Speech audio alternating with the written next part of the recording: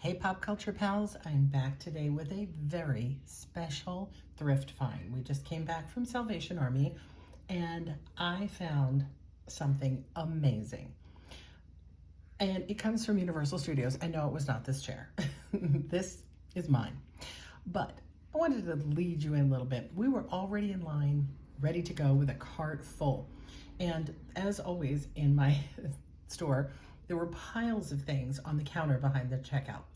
There was a basket with a lot of stuff in it that I thought maybe this is somebody's hold pile. And sticking out of the top of the box was this. Now I was standing quite far away and I saw that.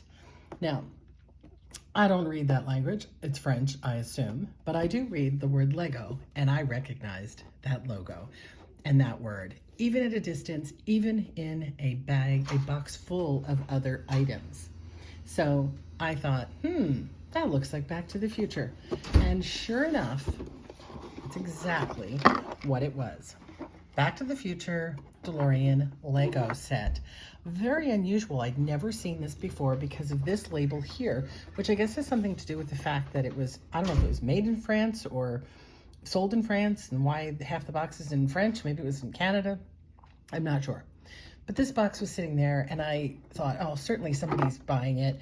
And so I asked the girl and said, hey, does that box, is that Back to the Future belong to anybody? And she said, no, a customer brought it up to the counter and opened it to see if everything was in it and decided not to buy it. Which, okay, I assumed meant everything was gone. She said, I just taped it back up and haven't put it back on the shelf yet. Before we even opened it, it was completely taped up. I did not ask her to untape it. She said to me, everything's in there, but whatever. The price, that's what amazed me. I said, how much? She said, $6. Plus we had a 25% off coupon. $6 for a Back to the Future Lego. Even if half of it was missing, I figured I could recoup my $6. What I was really hoping was that the figures would be inside.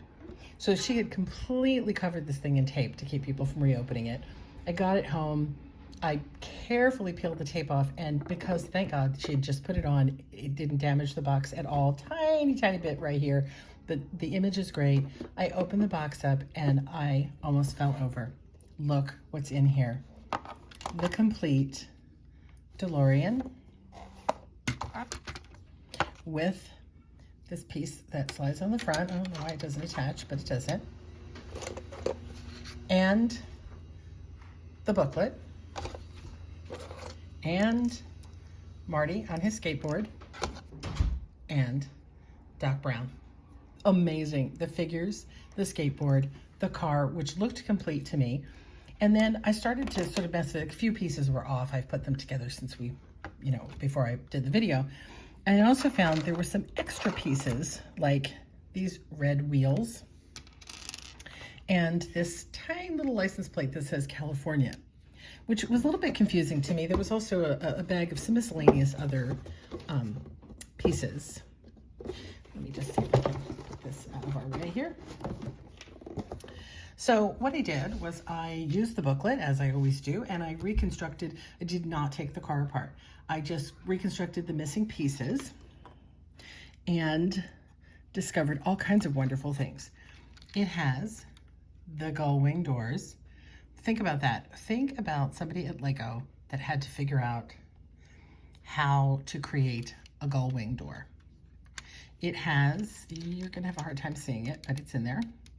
It has the flux capacitor in the back. It has the Fusion machine in the back here. And the wheels rotate as they do in the movie and go underneath for when the car is flying. That's a bit of engineering that you don't normally see on a Lego car.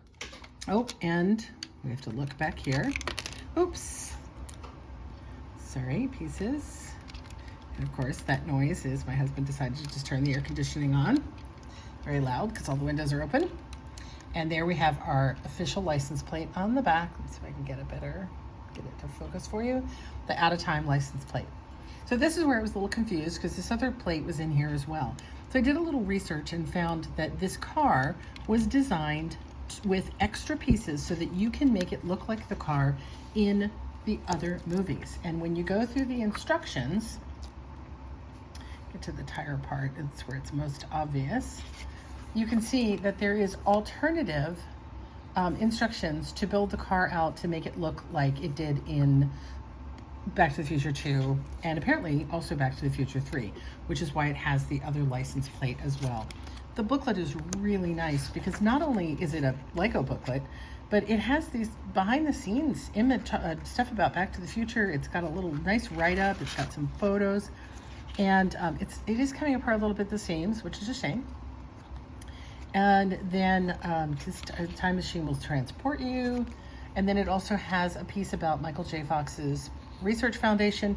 Money apparently from the sale of this product went to the foundation.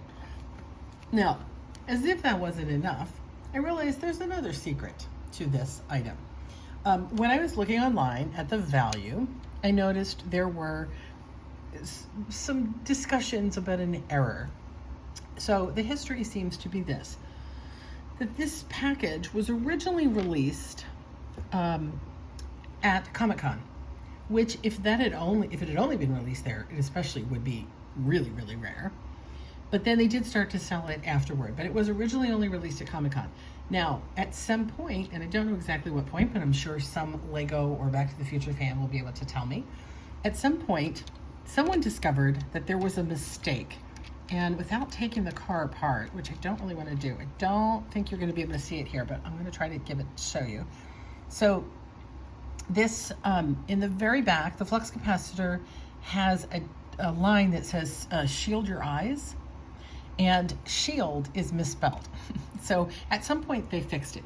Now this is a misspelled one. It does appear that the misspelled ones are more collectible, again, because I guess they're more rare, that they, ended up making fewer of them. I'm trying to give you some better views of the car. Let me open her up here so you can see inside. So if you should happen upon one of these, check for that spelling error in the back. Now, the final verdict on this car is pretty amazing. It has sold, so let me back up just a tad. The box is in great shape. As far as I can tell, all the pieces, including the extra pieces, there's also, I've got another bag full of small bits that were in the box that almost, I don't know if they came from this or other parts, but there's lots of little pieces. So it does appear to be complete without taking the car completely apart. I can't say, for sure, but come on. That it does sell in the neighborhood of over $100 to $150. And especially with the booklet, the booklets often get lost, and the box, which of course often gets destroyed. And the figures, let's talk about that, because sometimes the figures alone, people collect just these, and so these can be separated from their packaging and end up sold separately where you would have the box, which is what I thought was going to happen, that the car might be in there, but the figures would be gone. So all in all, this cost me about $5. And in the end, this Lego Back to the Future very special French edition should net me minimally $100 plus shipping to $150. That is an amazing find. The worst thing, the only bad thing, is I am a huge Universal fan. I'm a collector of Universal Studios things, and it saddens me a little bit to let this go. So I might hang on to it for a little bit, enjoy it. I actually even have a whole Universal Studios display up at the moment, added to that display. But if you're interested in it, it will go on our eBay store eventually, or you can direct message me and talk about buying it before we get there. So that's only one of the great things I found this week, and I will have more for you very soon.